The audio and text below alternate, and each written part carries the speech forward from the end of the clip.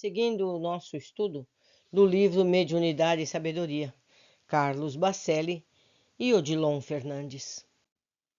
Item 261. O ponto frágil da doutrina? A doutrina em si, diz Odilon, não tem ponto frágil, e enquanto não se afastar do Evangelho, não o terá. Todavia, o campo da prática mediúnica é o mais suscetível à ação das trevas que intentam empanar-lhe o brilho. Evangelho, meus amigos, é preciso que todo o centro espírita tenha o Evangelho à frente dos trabalhos. E eu tenho visto isso deixar de acontecer. Evangelho, Evangelho, Evangelho. Podemos estudar, temos sempre o Evangelho como a base. Item 262. Por que a prática mediúnica é assim tão vulnerável? Porque está afeta à fragilidade humana, nos diz Odilon. Os médiuns, em maioria, são companheiros em franca luta consigo mesmos, irmãos que, por dizer assim, trazem o passado de equívocos mais à flor da pele. 263. Reminiscências aguçadas. Diz Odilon, das quais os espíritos que com ele se comprometeram se prevalecem, atacando-os em suas fragilidades. Espíritos que anseiam por complicá-los pessoalmente ou utilizá-los como instrumento para que a doutrina se complique. 264. E logram o seu intento? Muitas vezes, diz Odilon, ainda que temporariamente, sim. 265. Doutor Odilon, os livros de origem mediúnica são contraditórios? Odilon. Para os que estudam o tema mediunidade, são um campo fértil de observações. Eles evidenciam de maneira patente que os espíritos nada mais são do que homens fora do corpo, ou seja, seres humanos fora do corpo. 266. Diz Bacelli. Todavia, para os opositores gratuitos da doutrina, diz Odilon, um farto material para a crítica. Quando os próprios espíritas compreenderem a vida que prossegue, além da morte, sem alterações de vulto, cessarão de idolatrar médiuns e espíritos, não atribuindo a uns e outros maior valor que o devido. E depois, o Cristo nos advertiu que o joio haveria de crescer no meio do trigo. E na hora da colheita, tudo é separado. Item 267. Doutor Odilon, o senhor poderia comentar a afirmativa de Paulo em sua primeira epístola aos Coríntios, capítulo 13, versículo 9, porque em parte conhecemos e em parte profetizamos? Diz Odilon, o inesquecível apóstolo dos gentios foi um grande iniciado no conhecimento da mediunidade, o que sem dúvida fica claro em suas instruções à comunidade cristã de Corinto. Em parte conhecemos, em parte profetizamos. Significa que o médium é coparticipante na produção de qualquer fenômeno de origem mediúnica, mormente nos que Allan Kardec classificou de fenômenos intelectuais. Item 268. Quer dizer, por exemplo, que o médium fala, em parte, de seus próprios conhecimentos? Diz Odilon, a profecia, ou seja, a mediunidade, se alicerça ou tem como ponto de partida a capacidade do médium. O espírito sempre trabalha com o material que o médium lhe oferece. Por isso, a recomendação. Espíritas, amai-vos, espíritas, instruí-vos. Nós temos que estudar constantemente, temos que estudar, porque quanto mais sabemos, melhor desempenhamos as funções. Item 269. O senhor desenvolveu o assunto em seu livro Mediunidade e Animismo. Sim, diz Odilon, e aproveitamos o ensejo para reafirmar que o animismo é a base da mediunidade. Sem médium, não existe mediunidade. 270. O médium pode tomar a iniciativa do contato, ou o contato com os espíritos deve ser sempre da iniciativa deles?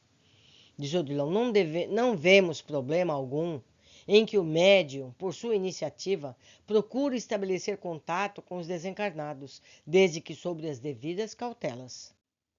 271. Assim procedendo, o fenômeno não se perderia a característica de espontaneidade? Mas não, diz Odilon, necessariamente. a de autenticidade. É óbvio que o médium deve saber quando, como e por que fazê-lo. 272. Espíritos atendem ao chamado dos médiuns? Desde que a finalidade seja útil, nos diz Odilon, e fazem de bom grado, e muitos deles se sentem agradecidos pela oportunidade do contato com os corações queridos que deixaram na Terra. 273. Chico Xavier costumava dizer que o telefone toca de lá para cá. Querendo dizer, diz Odilon, que tanto quanto possível, o médium deve se manter neutro, evitando provocar o fenômeno, mas não que não devesse facilitá-lo. 274. O médium, então, tem obrigação ou dever de facilitar o contato com os espíritos? E diz Odilon, é o que durante todo o tempo estamos procurando deixar claro. 275. Imaginemos, e Odilon já completa, você, na condição de médium, criando obstáculos à nossa manifestação. Com certeza o intercâmbio se inviabilizaria. 276. Os espíritos não dispõem de recursos para vencer a resistência dos médiuns? E diz Odilon, os obsessores sim. Não pode. Os espíritos benevolentes nunca vão forçar nada. Item 277. Que tipo de dificuldade eu poderia criar no diálogo que entabulamos? Os mais variados, diz Odilon. O primeiro seria esperar que tudo corresse por nossa conta, que não se dispusesse a trabalhar conosco, dividindo responsabilidades. Existem médios que, de fato, copiam a inércia dos manequins. O segundo seria a dúvida excessiva, o questionamento estéril. Não importa a laranjeira, disse Chico Xavier certa vez, saber de que modo produz as laranjas. O que importa é a laranja. É interessante a frase de Chico. Não interessa a laranjeira saber como se produz laranjas, e sim é a laranja. Item 278. Médium, mediunidade e espírito. É gente, diz Odilon. São fatores que concorrem para a produção do fenômeno, que é resultante ou produto final dessa complexa equação. Gente? Diz Bacelli. Kardec, diz Odilon, e o livro dos médiuns refere-se à influência do meio. 280. Do meio? A motivação do médium, diz Odilon, o seu ponto de conexão. 281. O meio em que o médium se desenvolve e trabalha? Diz Odilon, influencia decisivamente na sua formação. 282. Qual é o melhor meio para o medianeiro se desenvolver e crescer na condição de médium? O trabalho desinteressado seja a tônica, ensina Odilon, e o amor o ideal.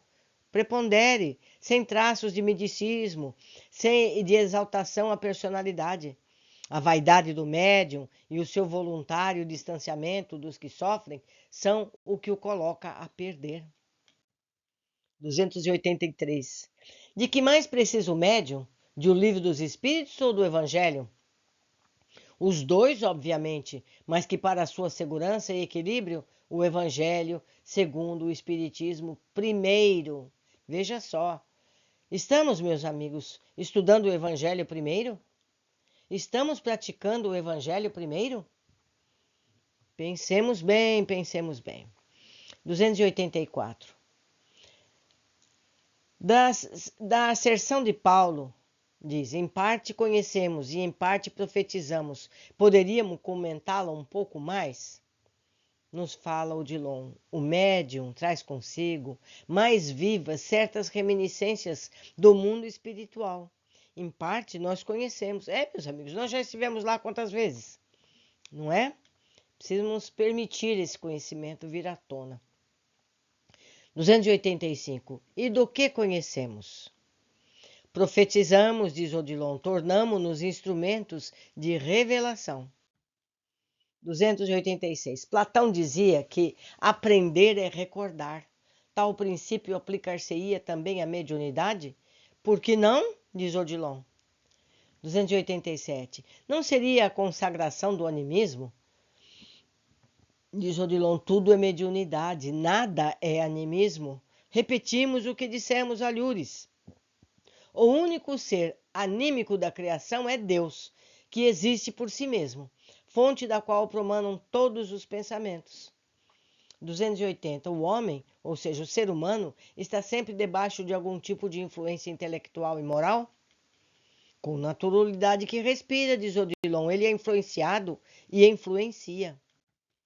289. O médium, em estado de desdobramento, pode ir ao mundo espiritual e depois, sim, diz Odilon, descrever o que viu ou transmitir as lições que aprendeu. É claro, isso acontece com muita frequência. 290. E tal fenômeno se caracteriza como mediunidade? Odilon explica: ser médium é ser instrumento. Façamos uma distinção entre transe mediúnico, estado mediúnico. A maioria dos médiuns opera em estado mediúnico. Meus amigos, precisamos abrir mais a nossa mente para conseguirmos aprender com realidade. Por hoje terminamos. Amanhã encontraremos todos vocês novamente. Abraços!